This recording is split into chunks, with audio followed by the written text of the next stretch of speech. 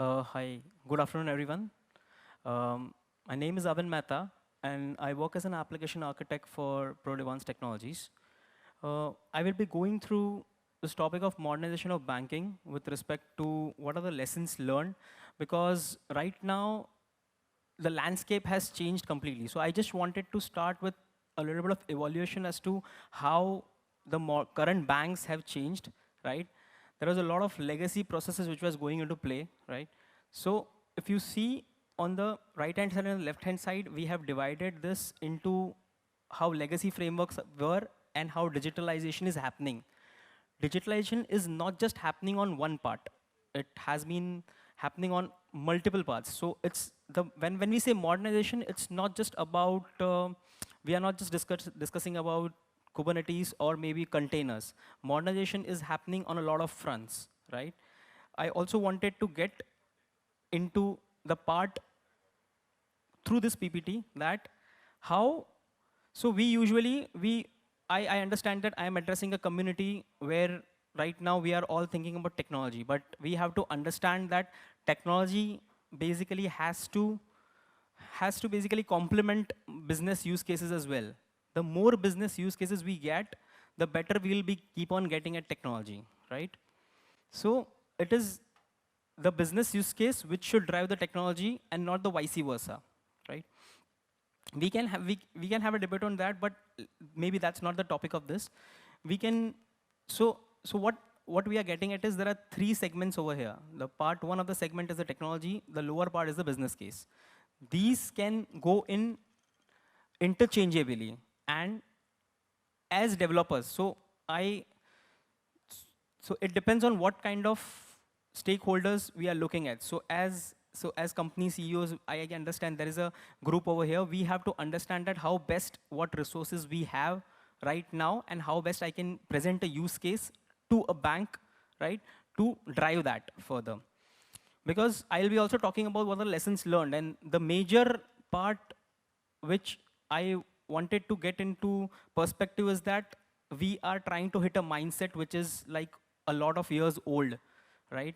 The applications are in place for quite some time, and getting those to change in itself takes some time, right?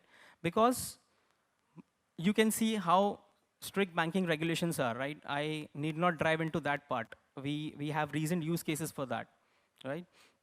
So it's just how best we can complement the technology with whatever use case is presented to us, right? So this is basically the current state. So now when we divide the banks, we need to divide them into, there will be few banks which are small size firms, there will be mid-size and the larger banks. When you're looking at larger banks, they will have more than 100 applications to cater to. Some will be business sensitive, some won't be business sensitive, right? Understanding what kind of application needs that kind of a transition is very much important, right? Think about it as a simple use case, right? You might be getting a lot of calls for credit cards, loans, right?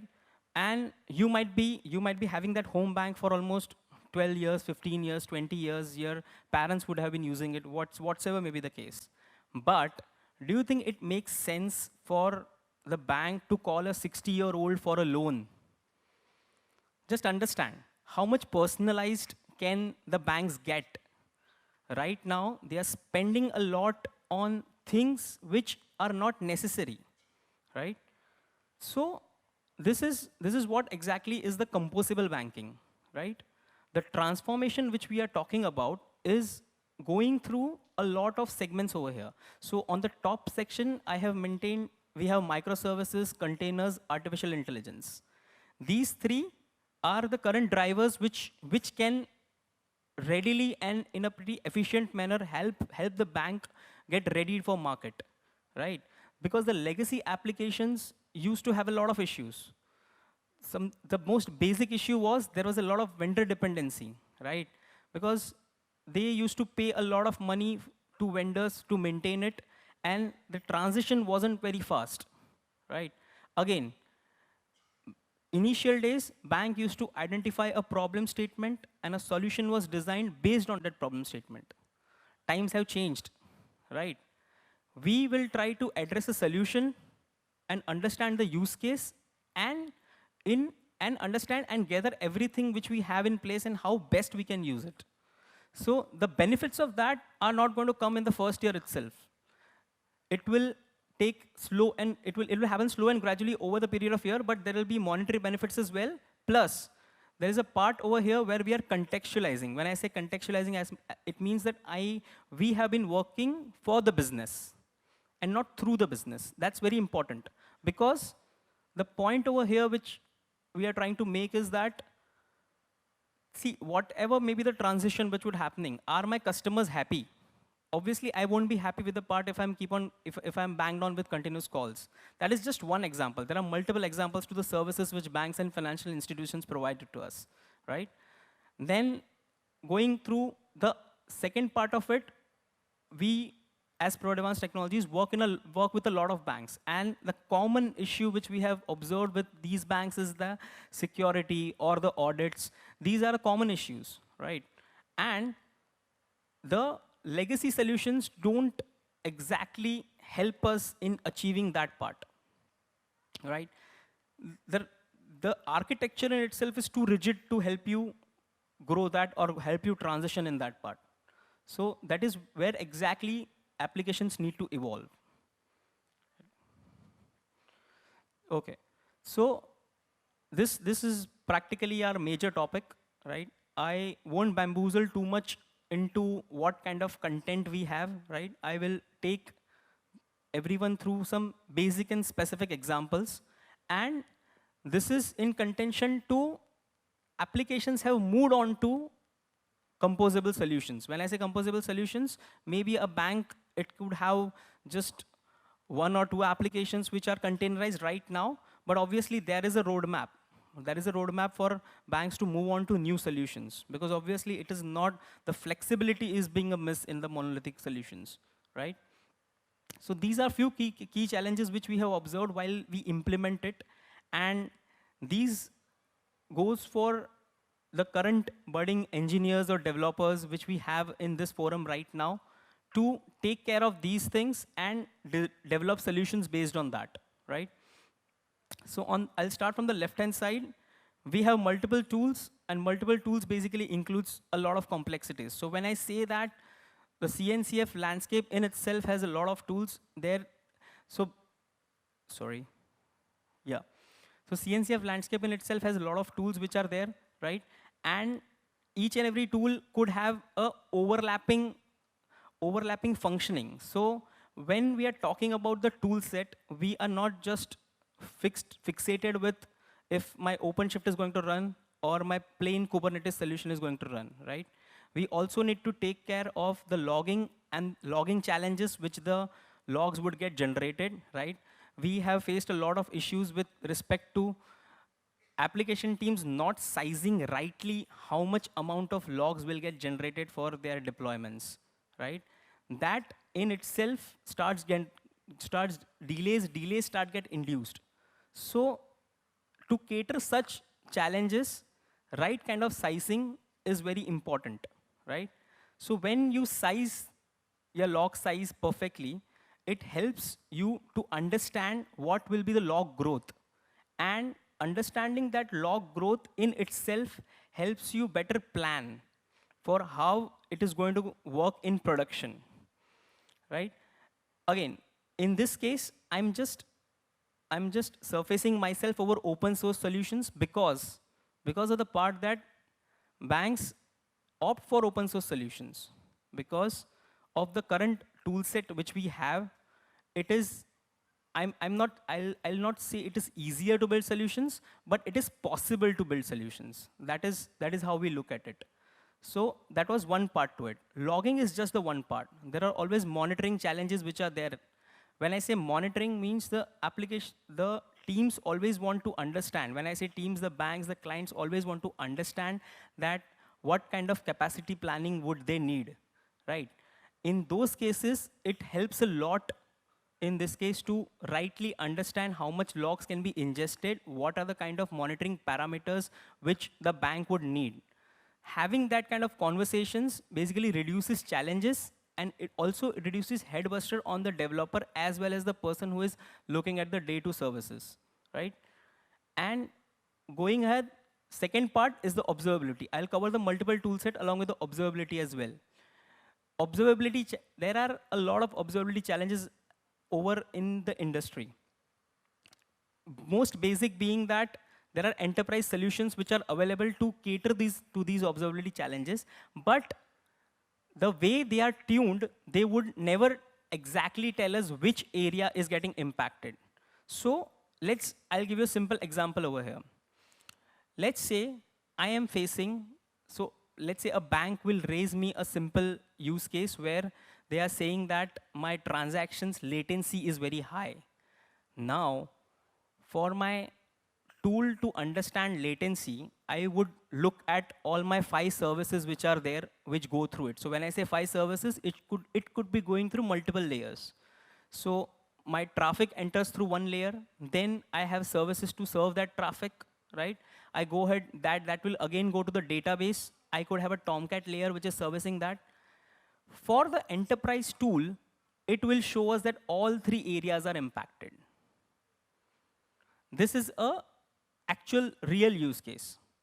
For them to arrive at the exact solution, it becomes very difficult because maybe enterprise tools are getting used, but they are not fine-tuned in a way to exactly adjudge which part is causing that failure. In such cases, it becomes very important. It becomes very important to create such matrix which will help in exactly identifying which area is causing an issue. So the part which I was mentioning is that if the 3 layers are missing, the 3 layers will have their own calls. So my Tomcat layer would be saying that I am using too much time for garbage collection, right? My database layer would be saying that I am serving the request, but the request will be served in 9 minutes, right? In this case, which part or which component will be the culprit? So practically, what I'm getting at is we have observability tools, right? We have a lot of observability tools which are there present in the market, which are getting used by a lot of applications. And almost every application or every bank is looking at a 99.99% of availability, right? So to cater such judgments, it becomes very important that right kind of metric is held up and right kind of metric is depicted to whoever is using that or whoever is performing the day two operations, right? Again, because of the multiple tools which are present, there is not a single dashboard which can depict my application as well as my platform.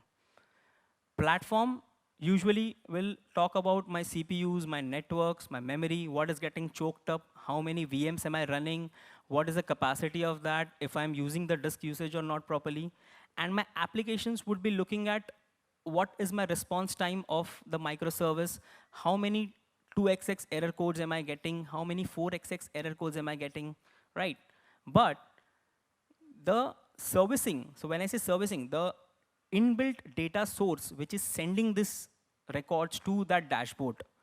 So I can understand that everyone would be aware about Grafana or maybe a Jaeger, right? These are basically the visualization tools which help us visualize data, right? But the underlying data source will specifically be providing data for that. So we do not have one dashboard which can practically pinpoint to what kind of issue people are facing, right? Moving ahead into that, the third part over here is the cost versus efficiency factor, right? As soon as banks go into this phase where they start with adopting microservices, adopting microservices, they basically face a lot of costing issues. They start feeling that because they have been doing a lot of work around these, the cost becomes very high. So that basically impacts their efficiency. In this case, their mindset should practically be to take it long. So take it multiple applications. Multiple applications should be their pain area, and that should be taken into containerization. Again, most important point is most banks do not. The stringent mindset which we have mentioned, and I'll wrap it up faster. The stringent mindset which we have mentioned is there because most of the banks treat their legacy applications and they feel that it is not possible to containerize those. But that's not true. Every bank or every development team or as developers, you should treat your legacy applications as something which can be scalable, right? You should provide it the infrastructure and let infrastructure do its own thing. Practically, your application and your infrastructure, you should basically be taking an infrastructure to that level that it gets choked up. These two go hand in hand. When the thought process is to use the optimum infrastructure, it basically helps your application to develop in a better sense, right? Again, risk and compliance management is something which I have already touched based upon. And the unified forecasting and planning is in sync with how my cost and efficiency factor would go, right? Sorry? Yeah, this is the conclusion. Yeah. So all these in all complement to what are the lessons learned overall. And as developers, as solution architects, as application architects, the plan should overall be to cater these into my initial design, into your initial design, and then go ahead and work around solutions. And this should be in sync with what is the bank's requirements. Okay. Thanks a lot, guys.